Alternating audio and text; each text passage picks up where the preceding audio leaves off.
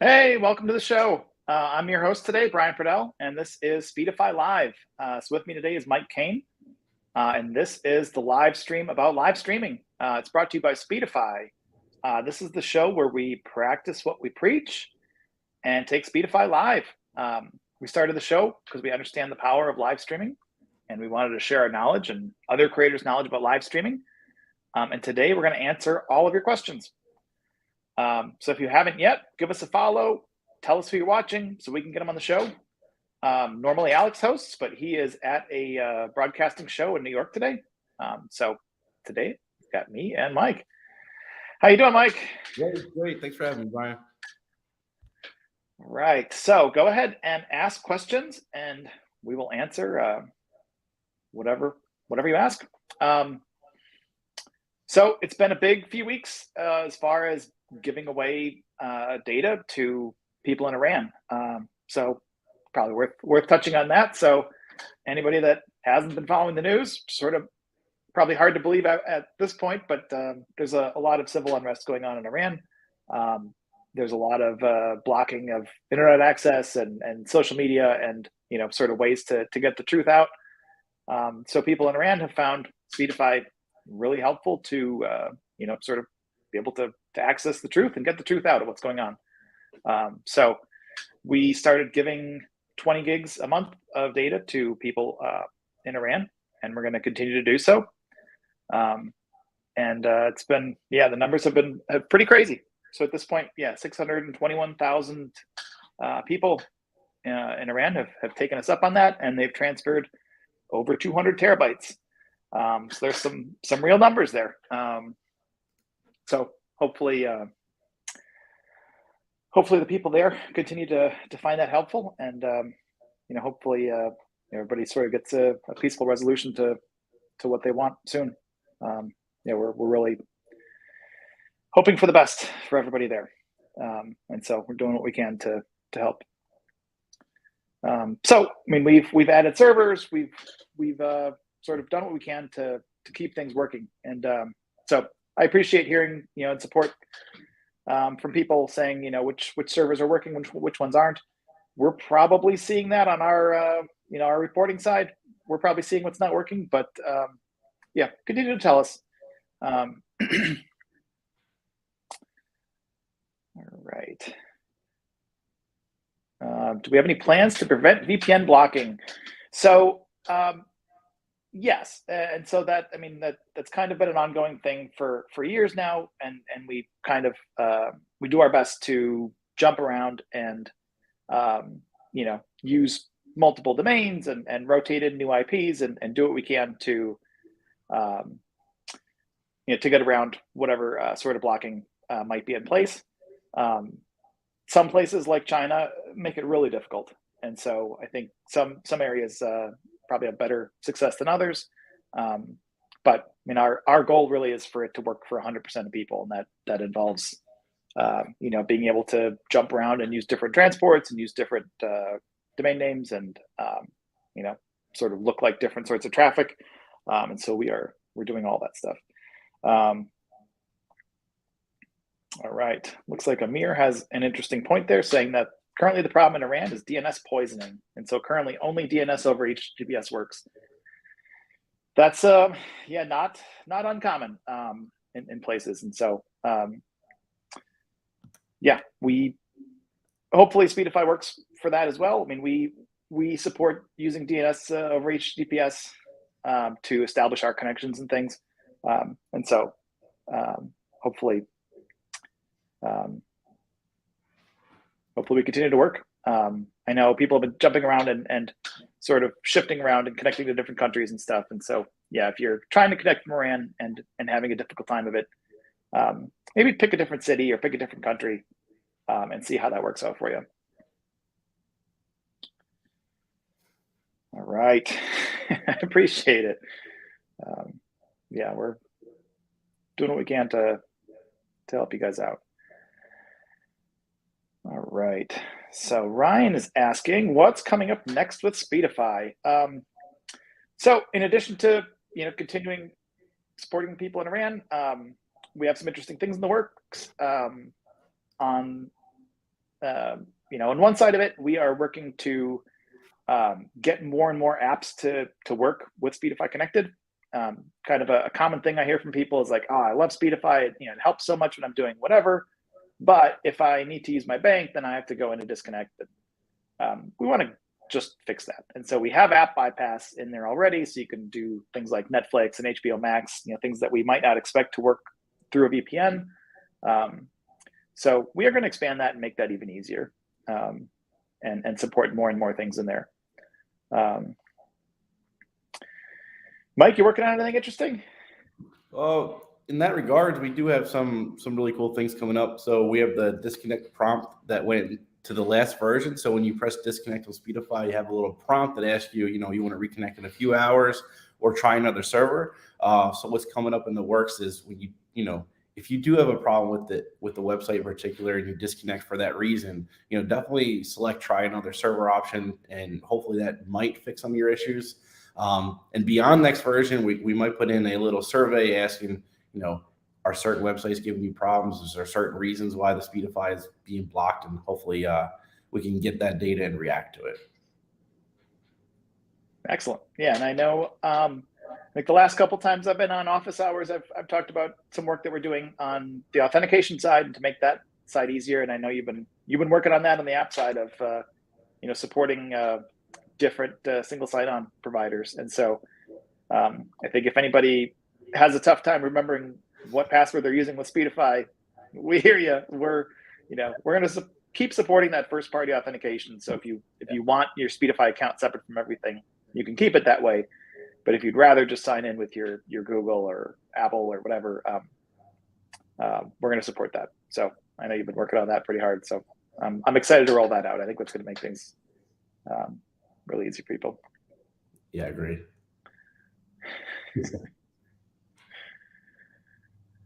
All right. Yeah, go ahead. If you guys have any questions, keep asking. I'm going to roll through what guests we have coming up.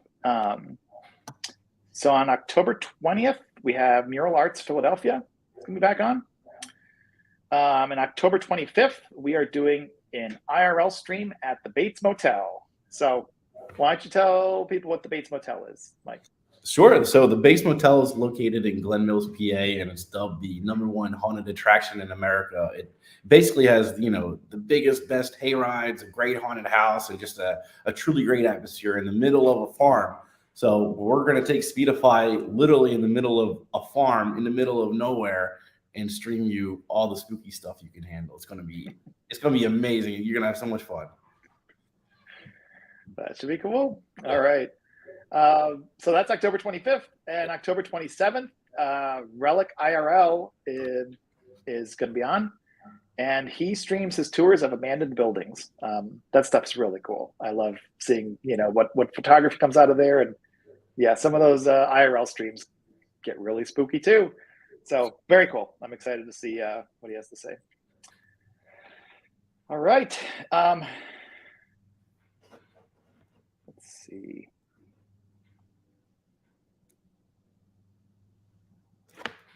Okay. Spawn is in YouTube now with Speedify. So much thanks. Awesome. Good. Yeah, I know Google services are commonly blocked, and so glad to be able to enable YouTube for you. Do we have a program for Iran regime censorship, a specific protocol perhaps? So we don't have anything specific for Iran, but there are sort of common ways that people can try to block things. And so we just try to play the game to get around that stuff so that Speedify works all the time. And so that really involves, using different transport protocols and using different domains and using different server IPs.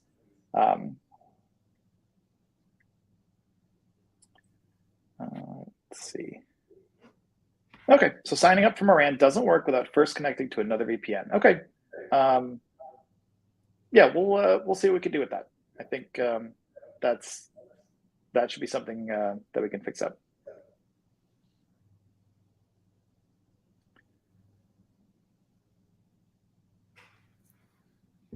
All right.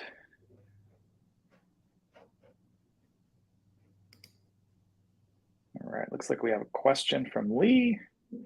Can we suggest some use cases for turning encryption off? Mike, any reason why somebody might want to turn encryption off?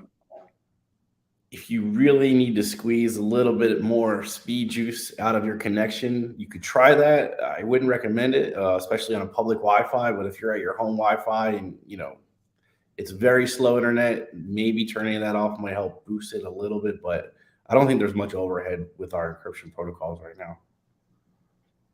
Yeah, so we the encryption that we use, we kind of look at what the hardware has available.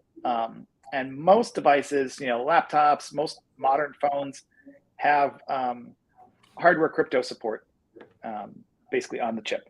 So it sort of comes for free. I mean, it's an additional copy of the data, but it's essentially free. And so we can do encryption using the AES hardware that, your Samsung phone, your iPhone, or your Windows laptop or whatever has. So that, yeah, usually you won't see much difference.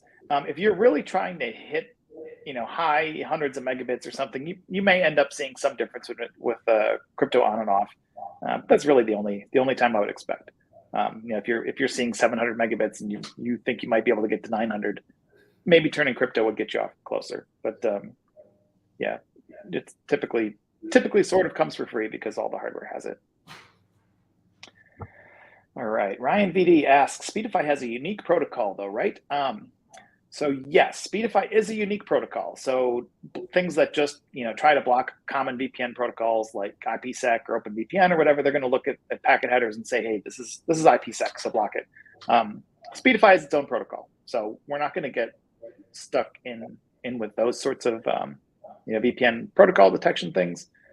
In addition to sort of having our own protocol, I mentioned using different transport connection types, and we do. So, we can operate over TCP sockets, we can operate over UDP, or we can actually tunnel through HTTPS connections. And so we'll sort of go through those and see and stick with whatever works in the end. So, we may try TCP first, and if that fails, then we might try UDP, and if that fails, then we might try HTTPS. And so, yeah, normally we'll be able to find a transport connection that works. Is it possible to add the option to use a user's own server to your VPN app? So we have an option for basically like a private or a dedicated speed server. So if you go in and sign into my.speedify.com, you can upgrade your account and get a private server. And then from there you sort of go with us, you talk with us, and we'll set something up in the city that you want. I think the normal cost right now is like $120 a month for that, and that's something that we host.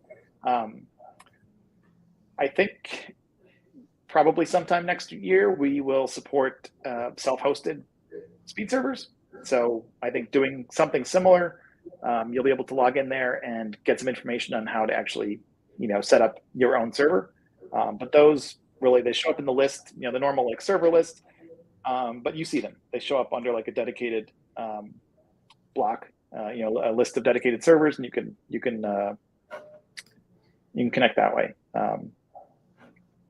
But yeah, I think Flanks is mostly asking about the self-hosted, and I think we'll get back to offering that probably next year. All right. Yeah, so Cyborg Synergy in the comments has an interesting post. Yeah, I know there's been sort of different types of blocking performed, and sometimes traffic within the country is totally fine, and then traffic outside of the country is completely blocked. Yeah, I mean there are different technologies to sort of support that. Sad thing is, I think most of the app that people would be aware of, know how to use, don't normally work on those sorts of things. But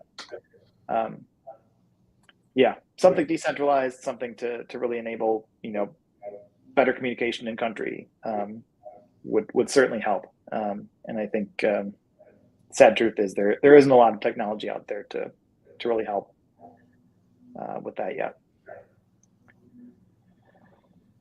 All right. Ryan BD asks, can you explain the different bonding modes? Mike, do you want to go talk through the bonding modes? Yeah, sure. So in our latest version, we kind of support two basic modes, which is speed mode, which is recommended, and redundant mode. But accompanying speed mode, we have a little toggle called enhanced streaming. So when you enable enhanced streaming with speed mode, we're going to prioritize all your streaming traffic, which is actually what Speedify comes with as the default. Redundant will, put all of your traffic on, we'll send it twice to make sure that it gets through on either side. So, speed, redundant with enhanced streaming, three bonding modes we offer. Yeah. All right. So Vahid in the comments says that UAE and Israel servers are blocked in Iran, unfortunately. Yeah, I think they're blocking more IPs, and so we keep rotating things.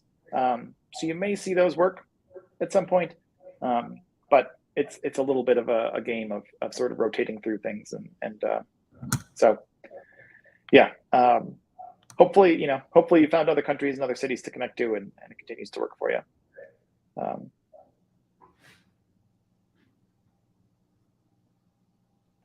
All right. Looks like Arian Nascari in the comments says, "Thank you guys for all you do. Iranians are using your work."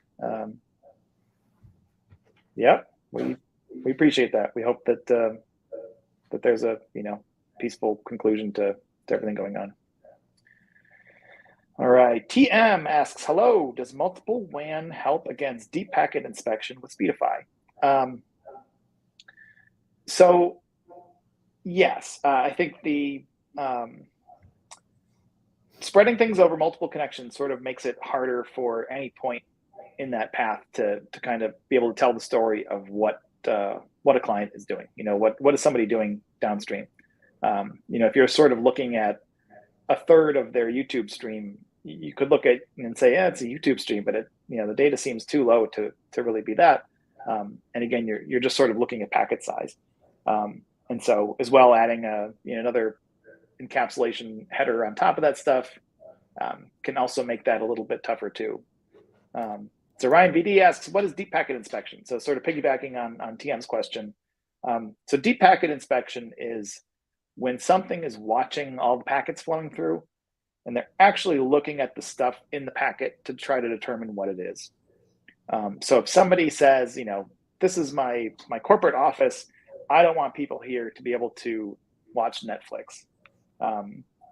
That's probably going to include some deep packet inspection where they actually go through and say, okay, I'm going to start watching all these DNS lookups, and any DNS lookups for Netflix, I'm going to block.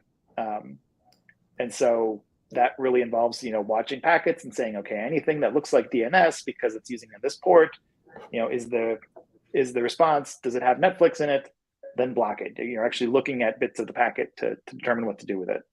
And that can get more and more sophisticated where you can kind of have the sort of stateful thing of like, okay, this is a socket and it's doing this, and this is about how much traffic is going through it, and these are the ports that it's on. So it's probably application X.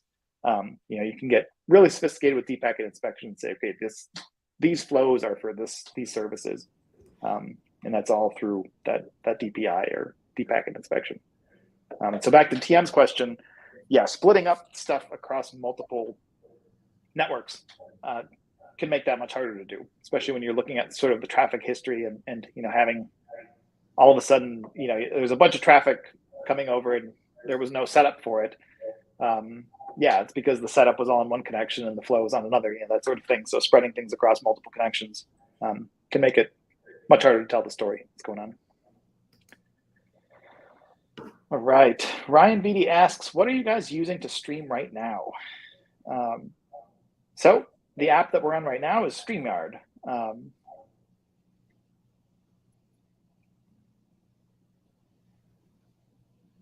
All right. If you guys have any more questions, go ahead and ask them. We're here. This is the Speedify Live Office Hours.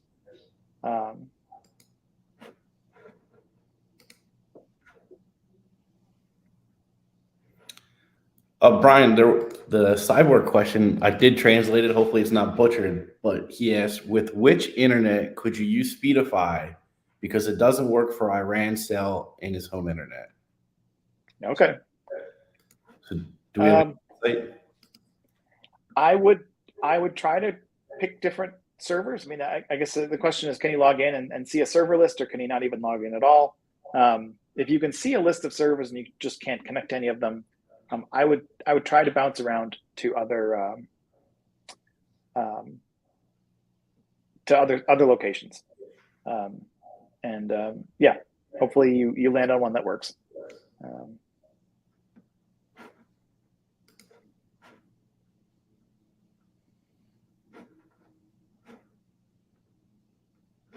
So Brian, do we plan on supporting Iran indefinitely for as long as this might go on?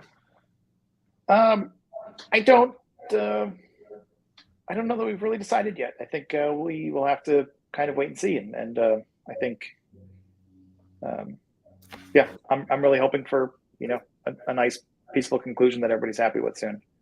All right. Don't forget to follow and subscribe. We have about 5 minutes left. So if you guys have any last questions, go ahead and get them in.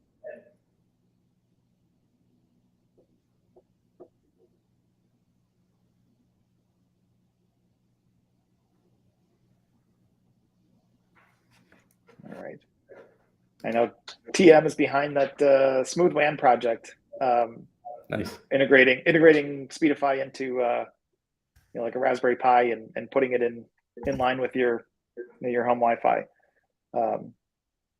So if you have any interest in coming on the show, TM, reach out to us. Let us know. All right, Cyborg Synergy asks, doesn't it choose automatically by finding ones opened?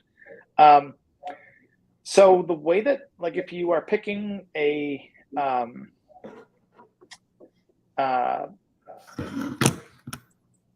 if you're picking a location, like a specific location, it'll reach out and try to determine which servers in that location have kind of the least load on it and the lowest latency.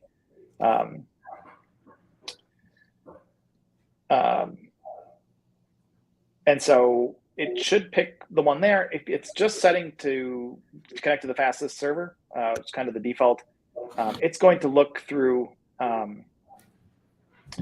and kind of pick which data center, which city seems closest to you, and it's going to sort of narrow that down into one and then try to pick there. So if you're somewhere and you're just picking fastest server and it's pushing you towards either Tel Aviv or Dubai or something, and all of those happen to be blocked, you may end up in a location that you can't actually connect to. So that's where going in and picking another one can. But yeah, depending on how the block is done, you may end up picking a server that you can't actually establish a connection through.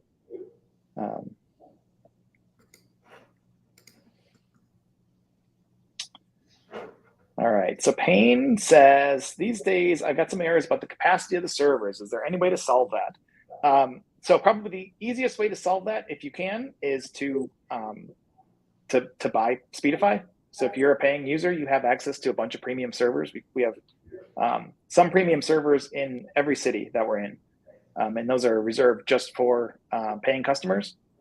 So I know some of you can't actually pay and can't subscribe, and so hopefully the free data helps there. But yeah, if you're able to pay, then you get access to premium servers, and those should be less. All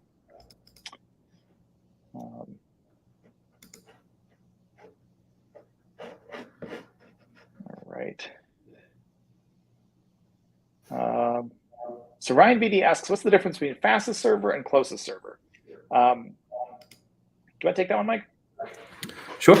So closest server is pretty much, what you could guess. And, fastest server and closest server are pretty much the same thing. So what we're going to do is basically ping a whole bunch of servers and see which one is closest, but we're also going to get some metrics back by, how full is the server, can handle more load. So with the callback saying, hey, this is the closest server, but it might be at capacity, we're going to go to the next closest server in line and determine this might be a better connection for you, and we're going to pick that server. So that's kind of how it's going to work when you click fastest server for us. All right. Yeah, Amir asks, sometimes when connecting from a RAN, they get a timeout, but it then connects. Is this related to TTL? It's probably not related to TTL. The software may have picked a server that it's not actually able to talk to. And so if that happens, it's going to try to establish this connection. If it can't get a working connection through it after like 20 seconds or something, it will then kind of bail out. And then I think you'll see that timeout. And in the background, it'll still try to do what you asked for, which is, you told it to connect. It's going to keep trying to connect. And so it's going to go through and rotate through different servers and try to get it working for you. So that's probably what you're seeing. That timeout is just, it picked a server that you couldn't actually connect to, but it kept trying. It kept trying other servers, and so eventually got you on. So yeah, not related to TTL. Probably not anything that you need to do, but you may have more consistent results. Sort of if you branch out and pick a different city. So we have a question from C. Shang. Tested with an M1 Mac with Speedify, multiple connections to a UDM router. Is a Pi strong enough? So yeah, Raspberry Pi is definitely strong enough for hundreds of megabits. That's assuming you have, like a Raspberry Pi 4, they finally sort of worked through a lot of the issues of essentially just having slow I/O. And like the Raspberry Pi 3B and stuff, the CPU was plenty fast, but it still had kind of slow USB and slow Ethernet.